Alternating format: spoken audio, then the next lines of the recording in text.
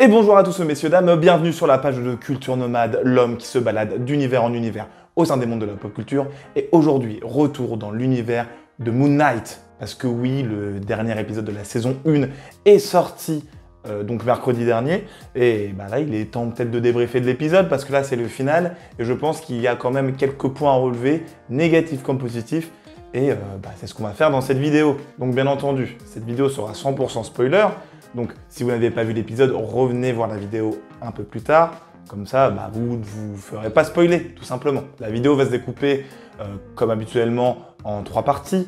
C'est-à-dire ce que j'ai aimé, que je n'ai pas aimé. Et en dernière partie, les théories concernant une potentielle suite. Enfin, mes expectations, si on parle en anglais, mes attentes plutôt, voilà, en français, on maîtrise toutes les langues. Mais voilà, donc ce sera ça, la 3e partie. Donc on va commencer sans plus tarder, on va essayer de faire ça, fissa comme on dit, let's go. Donc avant toute chose, un petit contexte, on se remet dans le contexte de l'épisode. Donc là on reprend juste après le milieu de l'épisode 4, où Arrow avait tout simplement tué Mark et Steven, en leur tirant 2 balles dessus. Et du coup là, Arrow en profite pour récupérer l'Ushapti-Damit qu'avait récupéré Steven au préalable. Et de là, il se voit déjà octroyer un petit bonus de pouvoir en ne possédant que l'Ushapti. Donc sa canne change de forme et devient une sorte de hache crocodile, un peu à l'image du coup d'Amit, bien entendu. Et de l'autre côté, on retrouve Mark donc au paradis, là, on avait terminé l'épisode 5 sur Mark au paradis, donc au champ des roseaux normalement. Et donc là, on retrouve tout simplement Mark du coup face à son bonheur, son paradis. Et Taweret avec laquelle il échange. Mais bon, voilà, c'est un petit contexte rapide. On enchaîne directement avec ce que j'ai aimé. Et donc, ce que j'ai bien apprécié, c'est le fait que Mark abandonne son paradis, la vision qu'il avait de son paradis, pour sauver son autre personnalité qu'il a écrite lui-même, Steven, et qui, au final, lui a donné tout l'espoir pour continuer à vivre, du coup, tout au long de sa vie. Et ça a été un peu son échappatoire, comme je le disais dans la critique de l'épisode précédent. Et justement, il ne pouvait pas profiter de ce bonheur sans son frère, sans son autre personnalité, sans son ami. Donc il allait chercher dans le Duat, là où il était gelé avec du sable. Et puis au final, ça a créé une sorte d'équilibre en le libérant. Le fait que Mark décide de se geler lui aussi, ou de sacrifier sa vie pour que Steven et lui, tout simplement, restent ensemble, a fait qu'il a atteint de nouveau l'équilibre de son cœur, ce qui était assez intéressant aussi. Et donc ça, j'ai vraiment bien apprécié, ce petit côté-là. Voilà, je ne t'abandonne pas, t'es mon frère, sans toi, je ne suis rien, sans toi, je ne suis que haine, violence, etc. Et vraiment, là, ce côté sacrificiel, j'ai vraiment beaucoup apprécié. Ensuite, il y a aussi tout le côté, suite au fait qu'il ne l'ait pas abandonné, du coup, ils travaillent main dans la main, donc c'est-à-dire qu'ils ont fait entre guillemets la paix avec eux-mêmes, et ils ont cette facilité aussi à switcher entre Mr. Knight et Moon Knight, ne serait-ce que lorsqu'ils négocient avec Khonshu, concernant les clauses de ce nouveau contrat, s'ils redeviennent l'avatar de Khonshu, et il y a ce côté, du coup ils échangent tous les deux sans dire je te fais la passe, c'est à toi de parler, etc. Ça se fait naturellement, et on sent vraiment qu'ils sont en harmonie avec eux-mêmes. Et ce petit switch, du coup, Mr. Knight, Moon Knight, je valide totalement visuellement, enfin ça envoie visuellement. Et il y a aussi le fait que Steven Grant a pris pleine conscience du fait que du coup c'était Mark Spector, donc il s'est clairement dit dans l'épisode 5, moi j'ai les mêmes capacités que lui, que je peux faire à peu près pareil que lui, et donc du coup dans cet épisode 6, il montre toute l'étendue de ses capacités de combattant, et là on est face à un Mr. Knight, voilà, il blague pas, le gars il se bat avec ses petits bâtons d'escrima un peu à l'image d'un Nightwing. Vous me contredisez dans les commentaires si je dis n'importe quoi, mais voilà, ça part sur des saltos, des sauts sur le côté, je te balance un bâton dans la tête, etc. Et c'est vraiment visuellement du coup très cool. Après autre point, c'est vraiment du coup concernant Arrow, tout simplement sa domination tout au long de l'épisode, où on voit vraiment que le gars il met une longueur à tout le monde. Ne serait-ce qu'en récupérant l'Ushapti-Damit, il a vraiment prouvé qu'il était ultra chaud, sans même que Amit soit libéré, et il a pu du coup massacrer tous les avatars des dieux que composent les Néades, et il a montré sa domination. Enfin, tout simplement, il ne pouvait pas battre Arrow sans qu'il y ait plusieurs avatars de réunis. J'ai vraiment bien apprécié qu'on mette en évidence la domination d'Amit sur l'ensemble des autres dieux, et le fait qu'Arrow roule sur tout le monde, c'était vraiment delightful. Voilà, on est parti sur quelques mots anglais qu'on balance, qu'on pose par-ci par-là, j'espère que ça vous fait bien rire.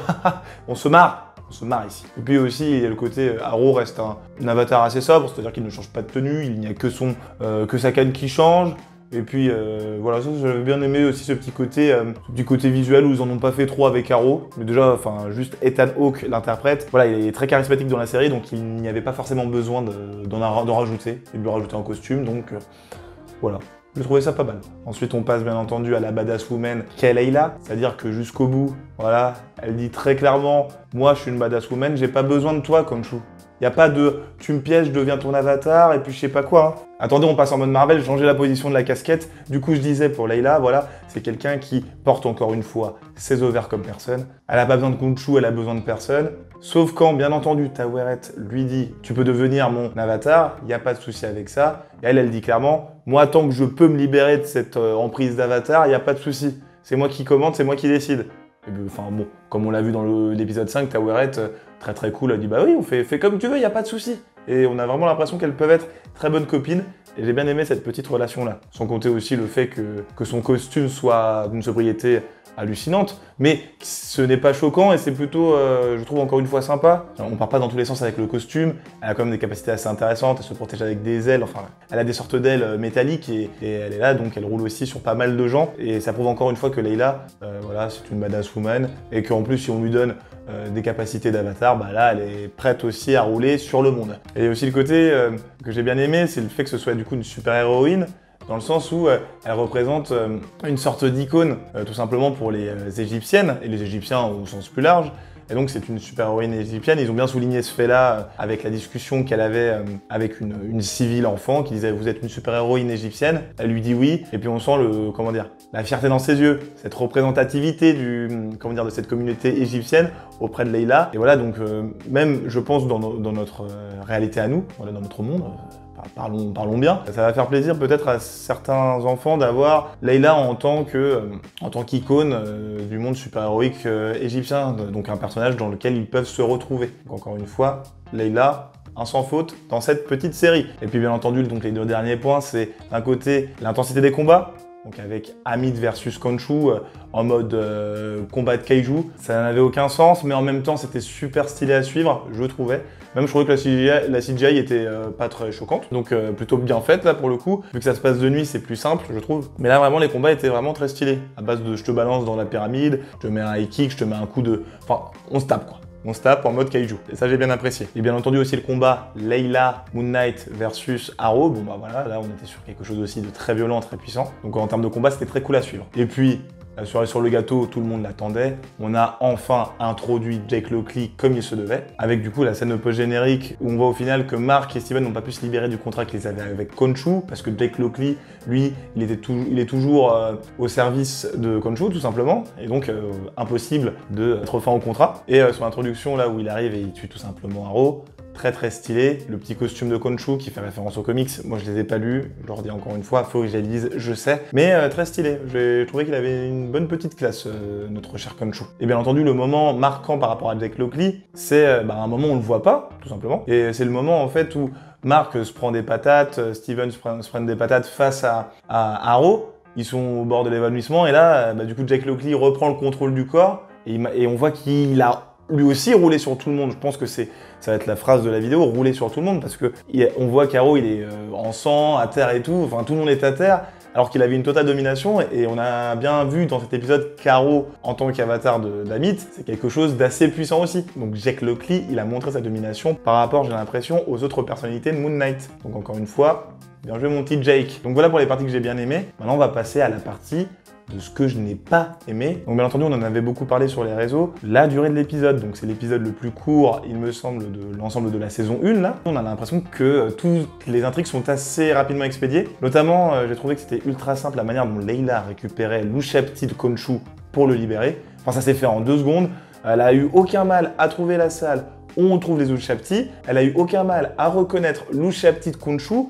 Et puis ensuite, elle l'a libéré, enfin facile quoi. Donc là, j'ai trouvé que c'était un peu tiré par les cheveux, tiré par les poils du nez, permettez-moi l'expression. Après, il y a aussi le côté, les combats d'Arrow versus les avatars. Surtout à juste entendre des coups qui se sont donnés. Mais moi, j'aurais bien voulu voir les apparences de ces différents avatars lorsqu'ils prennent du coup la tenue qui leur est dédiée en tant qu'avatar des dieux de l'Énéade.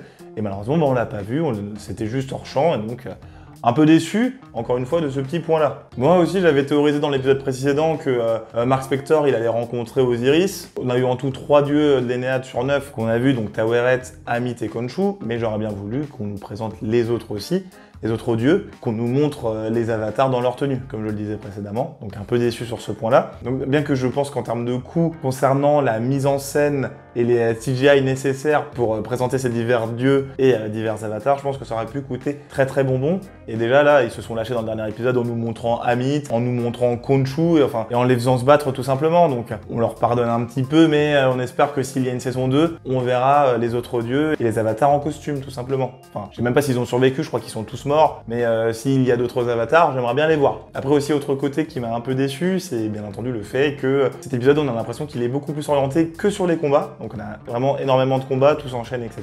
Et non, ils auraient pu réduire la durée des combats et ne pas nous livrer un épisode de focus sur les combats comme ça. Et puis continuer à jouer en fait avec la folie de Mark, de Steven, et nous introduire bien entendu Jake toujours, ce qu'ils ont fait, mais voilà, on n'était pas obligé d'avoir autant de combats dans cet épisode-là. Dernier point qui m'a un peu saoulé, c'est le fait qu'on n'annonce pas une saison 2 à Moon Knight comme il l'avait fait pour Loki, avec une petite scène peu générique où il disait bon, Loki reviendra pour une saison 2, il me semble. Et là, on n'a pas eu ça pour Moon Knight, alors qu'on a vraiment l'impression qu'il y a un teasing pour une suite avec du coup l'arrivée de Jake Lockley, mais peut-être que tout simplement on retrouvera Jake Lockley dans un autre film Marvel, une autre série Marvel, etc. Mais voilà, j'espère quand même qu'ils vont nous livrer une petite saison 2, ça peut être aussi très intéressant de continuer de suivre les aventures de Mark Spector, Steven Grant et Jake Lockley. Et voilà, en fait, tout simplement, pour conclure cette vidéo, je tenais à dire que j'attends quand même qu'ils nous annoncent une saison 2 de Moon Knight, en espérant que la série ait quand même un tant soit peu marché pour qu'on puisse revoir Moon Knight dans une série qui lui est dédiée, ou un film, qui sait. J'espère aussi qu'on explorera beaucoup la psyché de Jake Lockley et de ses autres compères, et justement que ces trois personnages puissent interagir entre eux, donc Steven, Mark et bien entendu Jake. Et tout simplement, j'attends de voir s'ils vont nous confirmer tout ça. Donc voilà, j'espère que du coup, vous avez bien apprécié l'ensemble des épisodes de Moon Knight. Moi, j'ai vraiment trouvé que la série au global, elle était vraiment très cool à suivre. C'était assez original, j'ai bien apprécié. Bien qu'elle aurait pu très bien profiter d'un épisode ou deux en plus, ça aurait pu être pas mal non plus. Donc, n'hésitez pas à me dire d'ailleurs ce que vous avez pensé de toute cette saison 1 dans les commentaires, ou ne serait-ce qu'à me dire ce que vous avez pensé de la vidéo que je viens de vous faire sur Moon Knight ou de toutes les autres. Allez-y, balancez. N'oubliez pas aussi du coup bien entendu de vous abonner, d'activer la cloche et de me suivre donc sur mes différents réseaux sociaux, que sont Twitter, TikTok et Instagram, sur lesquels nous pourrons tous interagir bien entendu. Et puis voilà, il me semble que j'ai fait le tour de tous les sujets que je voulais aborder. Il ne me reste donc plus qu'à vous dire un bon après-midi, une bonne soirée, une bonne matinée dans l'ordre que vous voulez. Et je vous dis à la prochaine dans de nouveaux univers. Salut!